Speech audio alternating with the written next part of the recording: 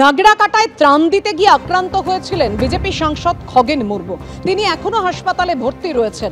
তাকে দেখতে আজকে যান কেন্দ্রীয় মন্ত্রী সুকান্ত মজুমদার।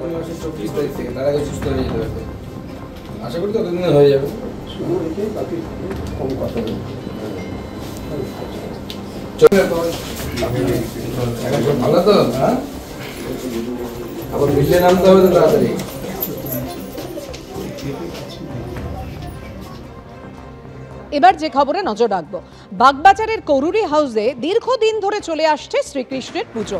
মূর্তি পুজো করার পর ভোগ বিতরণ করা হয়। প্রচুর মানুষ, প্রচুর ভক্ত সামিল হয় এই উৎসবে। পৌরাণিক মতে ইন্দ্রের ক্রোধ থেকে তার ভক্তদের রক্ষা করার জন্য শ্রীকৃষ্ণ এই দিন গোবর্ধন পর্বতকে নিচের হাতে তুলে নিয়েছিলেন। আর তাকে স্মরণে রেখেই আজকের দিনে পালন করা হয় অন্নকূট উৎসব। একদিকে শ্রীকৃষ্ণের প্রতি শ্রদ্ধা, অন্যদিকে অন্নের দেবী অন্নপূর্ণার প্রতি ভক্তি প্রকাশ করা হয় এই অন্নকূট উৎসবের মাধ্যমে। রাসবিহারী জিউ সেখান থেকে নারায়ণশিলাকে নিয়ে আসা হয় এই স্থানে এবং এখানে প্রদক্ষিণ করার পর তাকে প্রতিষ্ঠা করে এখানে গিরি গোবর্ধনকে হাতে নিয়ে যে শ্রীকৃষ্ণের মূর্তি রয়েছে সেই শ্রীকৃষ্ণের মূর্তিকে পুজো করা হয় এবং সেই শ্রীকৃষ্ণের মূর্তিকে পুজো করার পরে এখানে কিন্তু ভোগ বিতরণ করা হয়।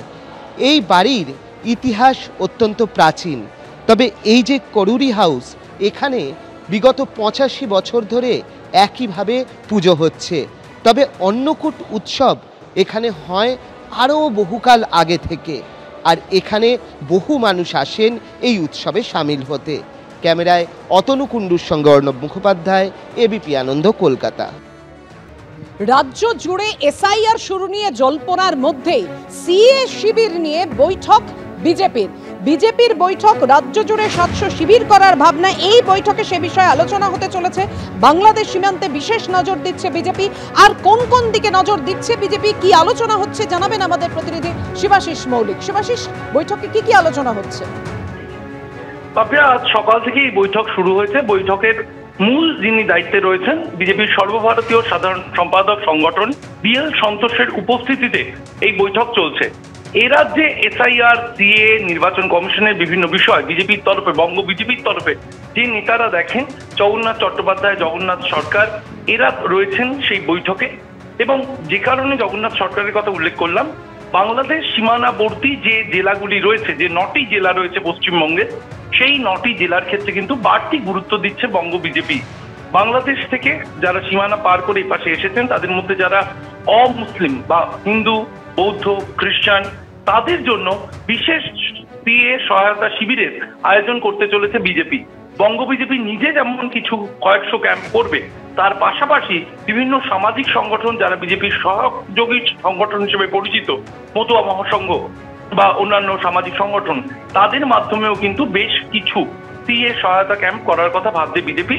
সময়সীমা হিসেবে নভেম্বরের শেষ পর্যন্ত সময় ভাবা হয়েছে। আগামী এই যে 1.5 মাস 2 মাস সময় রয়েছে, এর মধ্যে কিন্তু 700 সিএ ক্যাম্পের কথা ভাবছে বঙ্গ বিজেপি। ধন্যবাদ শিবাশিস। অত্যন্ত উদ্বেগজনক তথ্য এখনো পর্যন্ত উঠে এসেছে আমার কাছে।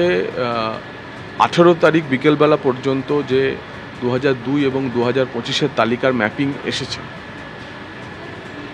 বিভিন্ন স্থানীয় সূত্র থেকে, বিএলওদের সঙ্গে যোগাযোগের মাধ্যমে, তাতে আমরা দেখছি যে অর্ধেকের বেশি ভোটার পশ্চিমবঙ্গের, মানে 7,80,00,000 ভোটারের মধ্যে প্রায় 3,70,80,00,000 ভোটারের 2002 এবং 2025-এর ভোটার তালিকার মধ্যে ম্যাপিং এবং ম্যাচিং হচ্ছে না। 3.5 কোটি 4 কোটি ভোটার যাদের কাগজ দেখাতে হবে সত্যি করে, কারণ তাদের নাম, ফ্যামিলি লিগাসিও নেই, পরিবার নেই, হঠাৎ করে 2002 থেকে 2025-এর মধ্যে তাদের নাম উঠেছে, তাদের মধ্যে তো একটা সিংহভাগ মানুষ থাকবেন যারা সন্দেহজনক ভোটার, তাদের নাম তো এসআইআর হলে বাদ যাবে। গুজরাটের গুন্ডা বলে কেন্দ্রীয় স্বরাষ্ট্রমন্ত্রীকে আক্রমণ শানিয়েছেন তৃণমূল সাংসদ কল্যাণ বন্দ্যোপাধ্যায়। যে কেন্দ্রীয় স্বরাষ্ট্রমন্ত্রী গোটা দেশে গুন্ডারাজ চালাচ্ছেন, এইভাবেই তীব্র আক্রমণ শানিয়েছেন তৃণমূল সাংসদ অমিত শাহকে তীব্র আক্রমণ। কল্যাণ বন্দ্যোপাধ্যায়ের এই ধরনের বক্তব্য ডাস্টবিনে ফেলা উচিত, এরা সাংসদ হওয়ার যোগ্য নয়। তৃণমূল সাংসদ কল্যাণ বন্দ্যোপাধ্যায়কে পাল্টা আক্রমণ বিজেপি বিধায়ক শঙ্কর ঘোষের।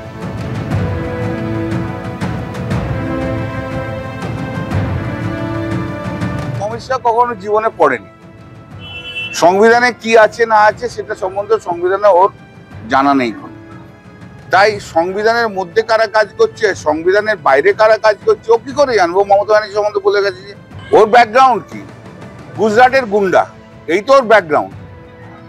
এই ব্যাকগ্রাউন্ডের বাইরে তো কিছু না, গুন্ডাইজম করে গুজরাটে ক্ষমতায় এসছে। তাই এখন ভারতবর্ষের হোম মিনিস্টার সব জায়গায় গুন্ডাইজম চালাচ্ছে, গুন্ডাইজমের বাইরেও কিছু জানে না। একজন বর্ষিয়ান সাংসদ, তিনি আইনজীবীও বটে। তো আমি জানি না যে এই ধরনের বক্তব্য যখন ওনারা বলেন সেগুলো ডাস্টবিনে ফেলে দেওয়াই উচিত, কারণ এরা অ্যাকচুয়ালি ডাস্টবিনেরই উপযুক্ত, এরা লোকসভার সাংসদ হওয়ার উপযুক্ত নয়।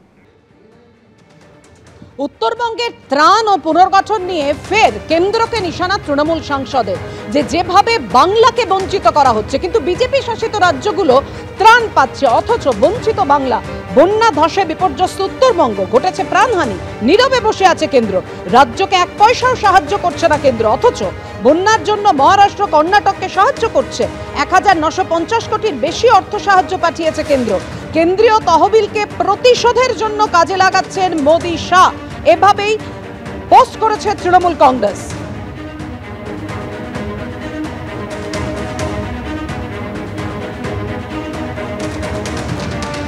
পৃথিবীতে এইরকম একটা পার্টিও নেই যে পার্টি শুধুমাত্র পয়সা বোঝে আর কিছু বোঝে না। যেদিন প্রথম উত্তরবঙ্গে বন্যার জল ঢুকলো সেই দিন মুখ্যমন্ত্রী ওখানে না পৌঁছেই সবার আগে টাকা টাকা বলতে শুরু করলো, অর্থাৎ টাকাটাই সর্বস্ব। দুর্ভাগ্য, তৃণমূল কংগ্রেসের এখন নেতা এবং এমএলএরাই অভিযোগ করছে যে ত্রাণের টাকা বা উন্নয়নের টাকার 25%ও মানুষের কাছে পৌঁছয় না। অতএব স্বাভাবিকভাবে কেন্দ্রীয় টিম ঘুরে গেছে এবং কেন্দ্রীয় টিম ঘুরে গিয়ে অ্যাসেস করে দিচ্ছে। অতএব কেন্দ্রীয় সাহায্য কবে আসবে তারপরে ত্রাণ করবে, এই জাতীয় নোংরা রাজনীতি ওরা করে যাচ্ছে। আর ত্রাণ এলেও যে পুরো টাকাটাই যে মানুষের কল্যাণে লাগবে এমন নয়। অতএব আমরা পরিষ্কারভাবে মনে করছি যে রাজ্য সরকারের এই পয়সার পিছনে একটাই কারণ, যে বন্যার্থদের পয়সা দিয়ে আগামী নির্বাচন লড়ার একটা ফন্দি ছাড়া আর কিছুই নয়। বড় অংশ এরকম আছে যারা ধরুন যে প্রাথমিক স্কুলে তারা চাকরি করেন, দেখা যাচ্ছে যে সেখানে 500 জন স্টুডেন্ট, 5 জন টিচার, 5 জনকেই ডিউটি দেওয়া হয়েছে, 4 জন ডিউটি নিয়েও নিয়েছেন, শুধু হেড টিচার পড়ে আছেন, সে ডিউটিটা নেয়নি যে স্কুলটাকে চালাতে হবে বলে, তারপরেও তাকে শোকজ করে এই ধরনের ব্যবস্থা করা হয়েছে। ওদের জেনুইন কজ আছে, একটা কথা বলে রাখি, তাদের পাশে সংগ্রামী যৌথ মঞ্চ আছে, তাদের পাশে Usthi United Primary Teachers Welfare Association আছে। যদি প্রয়োজন পড়ে তারা যদি কোনো ব্যবস্থা নেন তাহলে তার বিরুদ্ধে আমরা আদালতের দ্বারস্থও হব। নির্বাচন কমিশন তার ব্যবস্থা নিক, আমরাও তৈরি আছি এর মানে উত্তর দেওয়ার জন্য। বাকি যারা বিএলও নিযুক্ত হয়েছে তাদেরকে নিরাপত্তা দেওয়ার দিকটা ভালো করে দেখুক, শাস্তি দেওয়ার জায়গাতে না গিয়ে।